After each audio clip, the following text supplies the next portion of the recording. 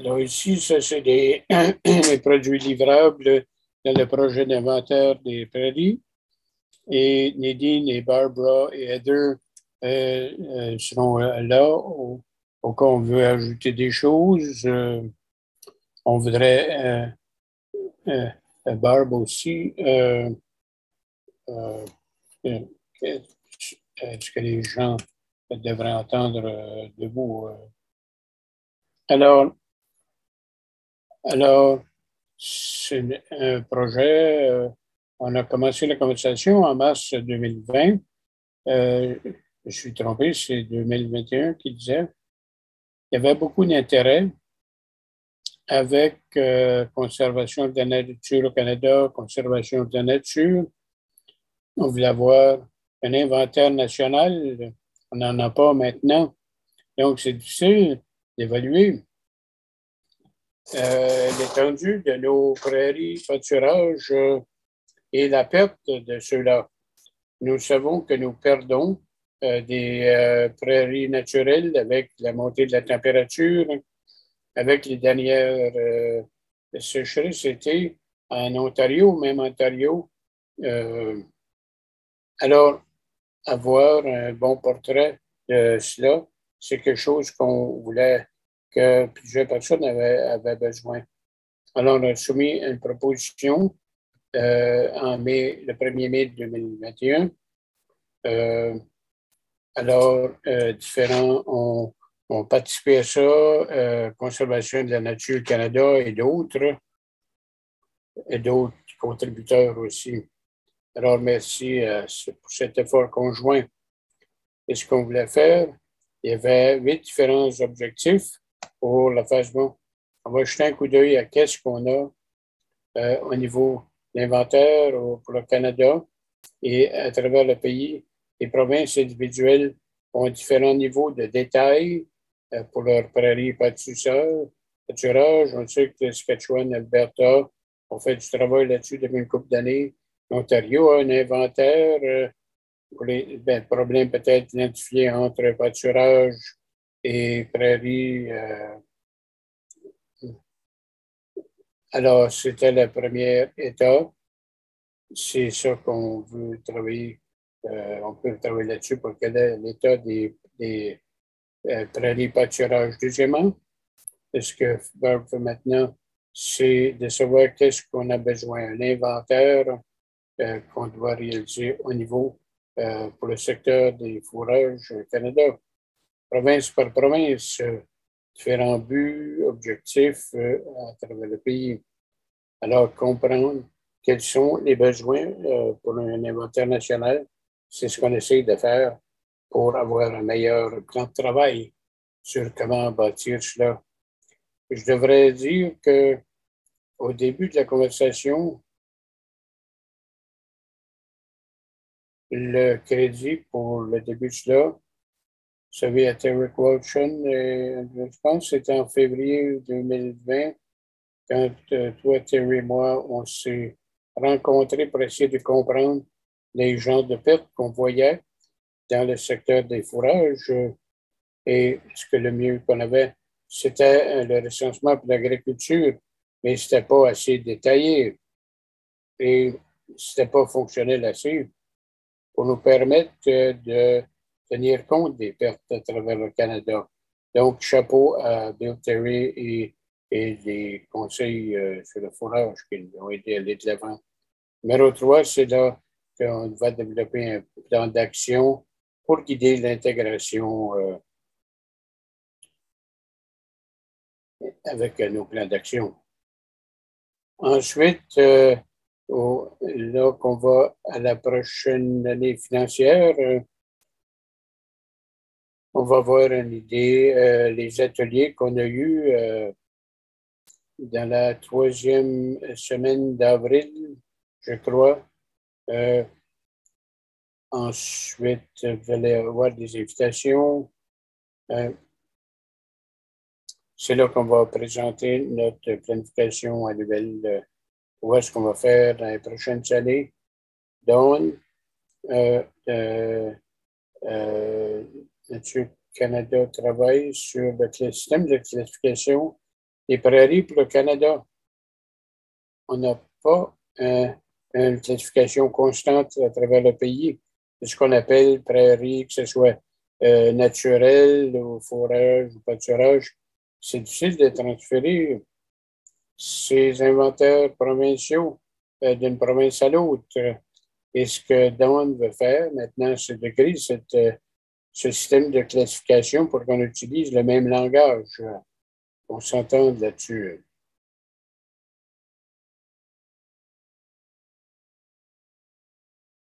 Et numéro 6, observation de preuves sur le terrain. Compléter ce travail-là au Manitoba et en Saskatchewan. Et Erica et d'autres ont mené cela dans leur province pour bâtir ces inventaires-là à l'échelle provinciale. L'exigence, c'est de s'assurer que ça va être présenté à nous et de faire. On veut savoir qu'est-ce qu'on a sous pied et améliorer ces inventaires-là. Et ça va se passer cet été. Et Heather pourra en parler tantôt à propos de la formation nécessaire. Les deux autres, alors, mettre ça en œuvre une fois qu'on sait ce qu'on a besoin.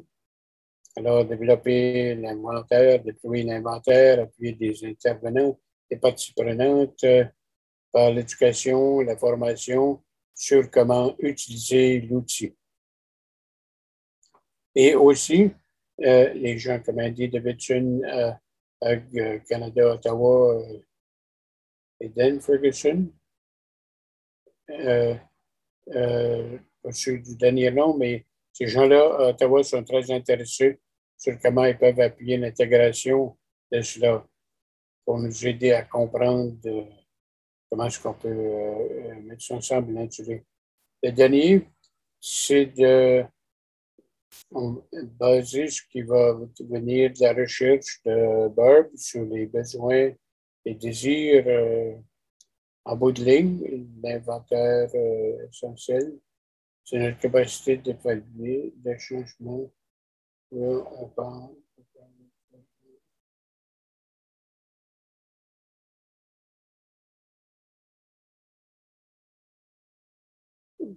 Peut-être qu'on pourrait commenter là-dessus.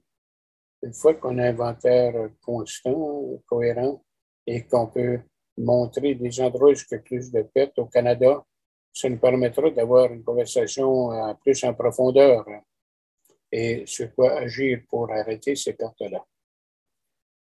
Alors, au niveau du budget, un peu plus d'1 million de dollars pour 3 ans.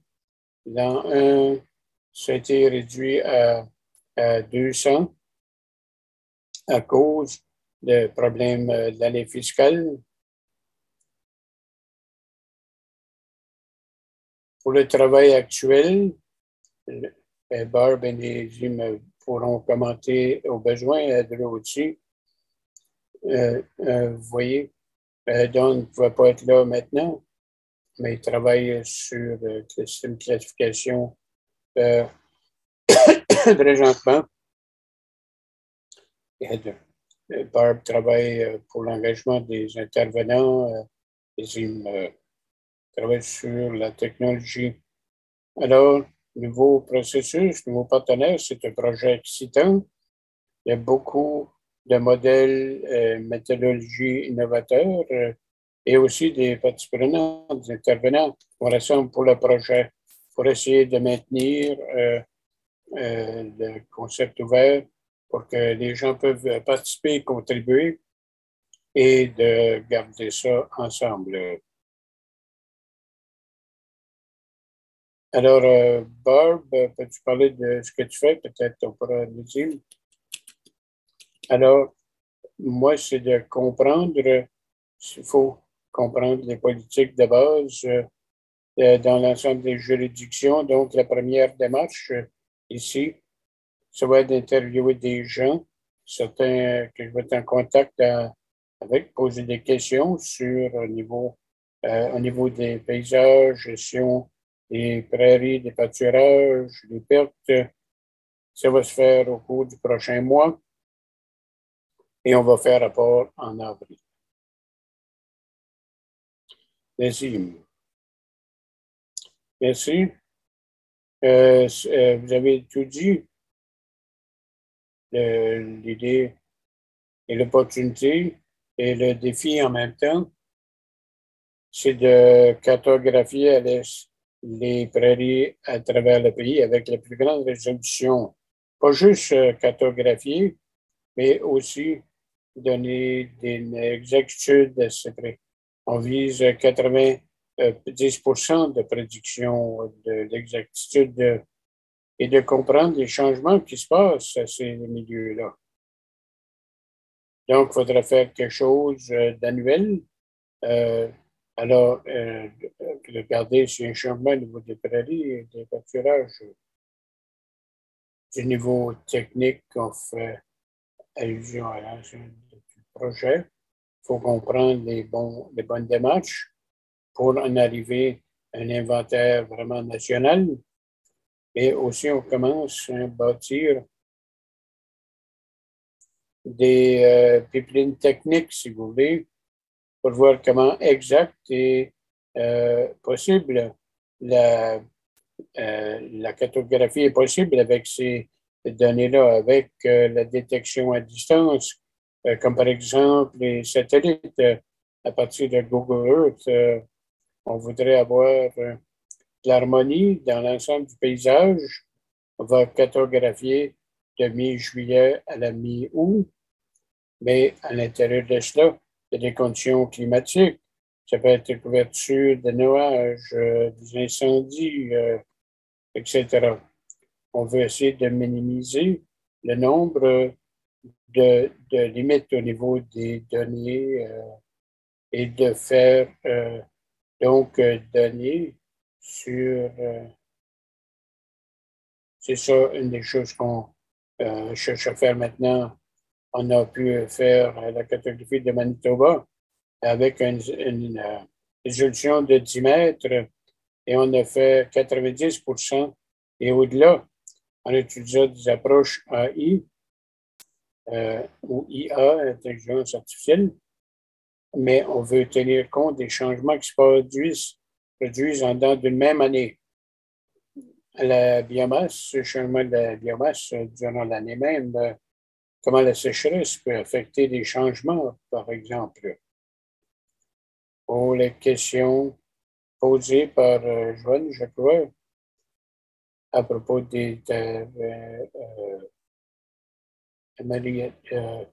le contexte, il nous faut d'abord avoir l'inventaire national et multitemporel. Je pense que Barb peut commenter sur le reste, sur l'index. C'était une bonne question. On parlait de cela hier. On est dans une bonne situation parce que on fait l'analyse de risque et la cartographie. On peut mettre ces deux choses-là ensemble, si vous pouvez l'envisager comme produit. Et si vous avez une discussion, pour faire les mesures qu'on travaille là-dessus, on peut intégrer ces choses-là. Alors, merci, Barb. Pour ajouter, c'est de comprendre la source de la conversion comme telle. Est-ce que c'est une conversion à cause de l'activité humaine ou est-ce que c'est des conditions climatiques plus longues, sécheresses, plus sévères? Quels sont les effets à long terme pour les pâturages et les prairies indigènes? Mais alors, si vous avez une question, on peut l'aborder ou en parlant de courriel. Avant d'aller à Heather, ça va à question, mais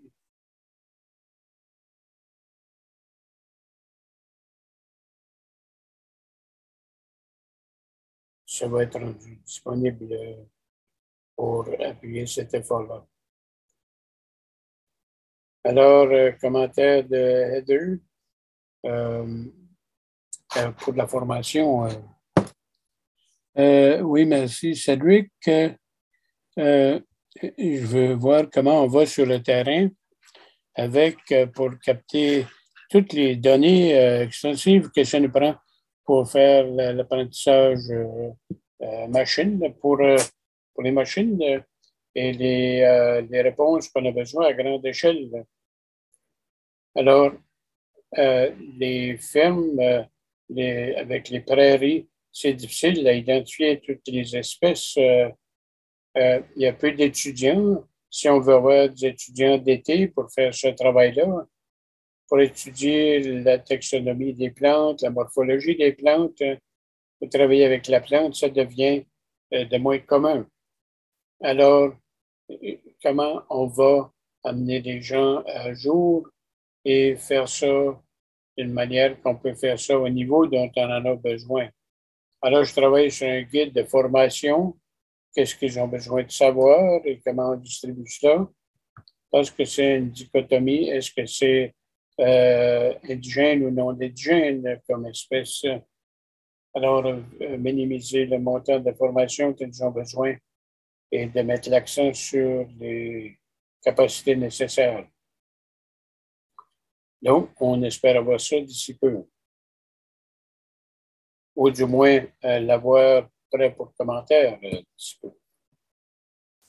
On reconnaît l'ampleur du travail qu'il faut faire. Alors, c'est pour ça qu'on en a fait une priorité pour donner de la formation.